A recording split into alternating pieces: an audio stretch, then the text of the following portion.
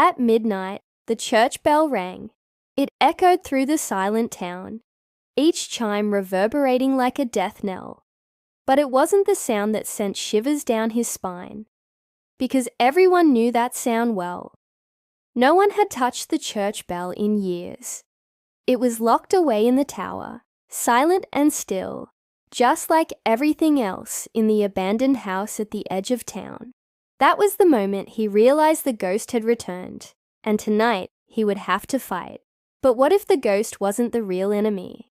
What if something far more sinister lurked in the shadows, manipulating the ghost to do its bidding?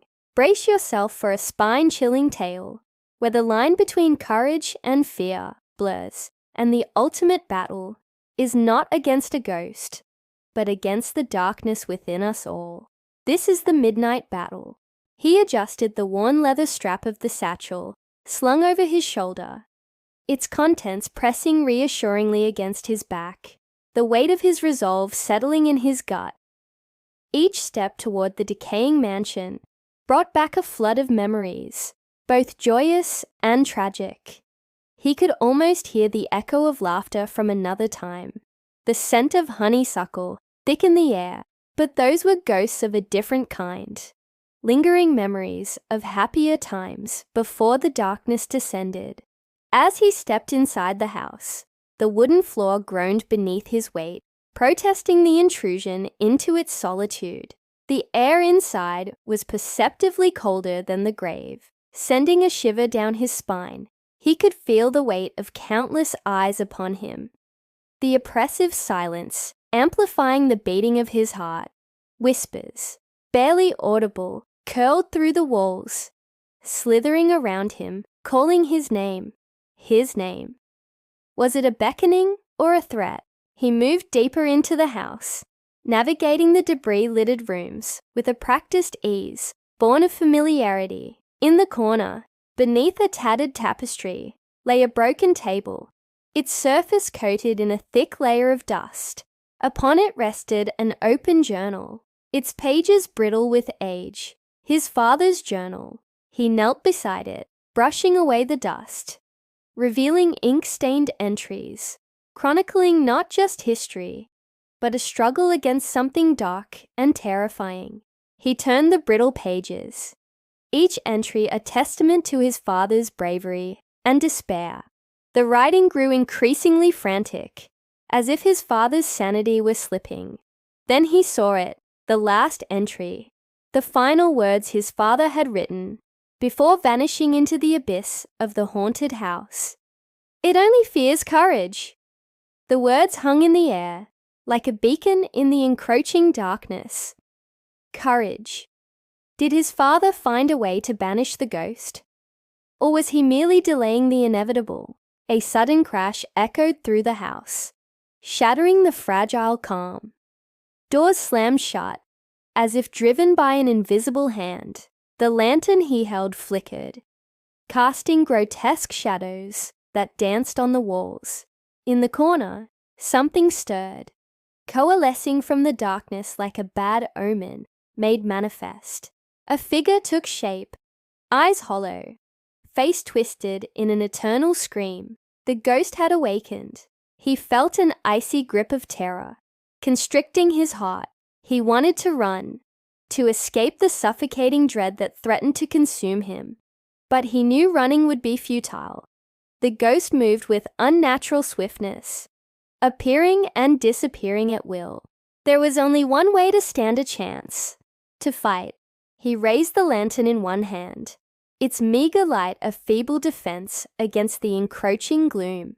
In the other hand, he clutched a silver cross, its intricate design a relic of a forgotten faith. The ghost lunged, shrieking, a banshee's wail that scraped against his bones. It twisted the air itself, creating illusions of fire and shadow designed to torment and distract. For a moment, he saw his mother's face, her eyes filled with pleading.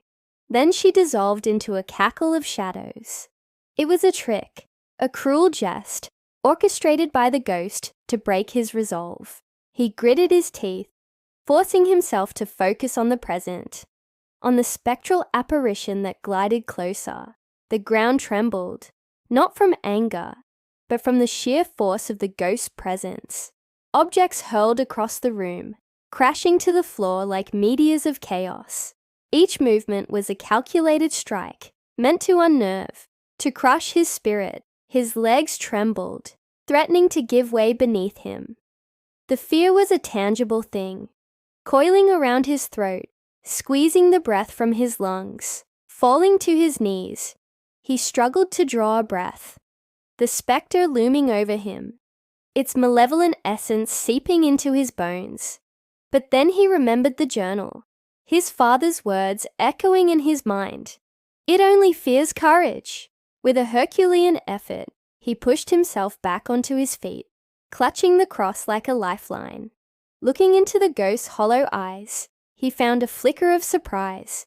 The ghost seemed to pause, as if taken aback by his defiance. Gathering the last vestiges of his strength, he raised the lantern high, its light a feeble sun against the encroaching darkness. "You cannot break me," he shouted, his voice echoing strangely in the cavernous room. "I am not afraid." The words left him drained, each syllable a monumental effort. The ghost recoiled, its form flickering like a candle flame in a draught. Then it let out a wail, a soul-wrenching scream that shook the very foundations of the house. But instead of attacking, the ghost reared back, and as it did, he saw a wisp of smoke curl from its spectral form. Then, as quickly as it had appeared, the ghost vanished, leaving him in the eerie silence of the abandoned house. He stood there for a long moment, the silence deafening. His heart pounded against his ribs, a war drum in the quiet aftermath. He was trembling, not from fear, but from the sheer effort of maintaining his resolve. The battle was over, at least for now. He had stared into the abyss and emerged unbroken, but the victory was hollow, tainted by the realization that the true conflict had only just begun. Because what he had faced wasn't just a ghost. It was a manifestation of his deepest fears, a spectre conjured by the darkness that thrived on his terror. The house was silent now, the ghost banished, or so he thought, but as he turned to leave, something glinted in the corner. It was a small silver locket, glinting innocently on the dusty floor. Curiosity piqued, he picked it up. As he brushed off the grime, a faded inscription revealed itself. He opened it, revealing a miniature portrait of a young girl with haunting eyes that seemed to stare straight into his soul. Who was she, and how did she fit into the mystery of the haunted house? As he continued exploring, he uncovered more secrets, each one weaving a more intricate tapestry of sorrow and despair. He found old photographs, their edges yellowed, depicting families who once found joy within these four walls, their smiling faces, now mere ghosts of a forgotten happiness. Then he came across a hidden compartment in the wall, its darkness concealing even darker secrets. Inside, he discovered a collection of strange symbols, arcane sigils that seemed to writhe like living things on the parchment. What rituals had been performed here?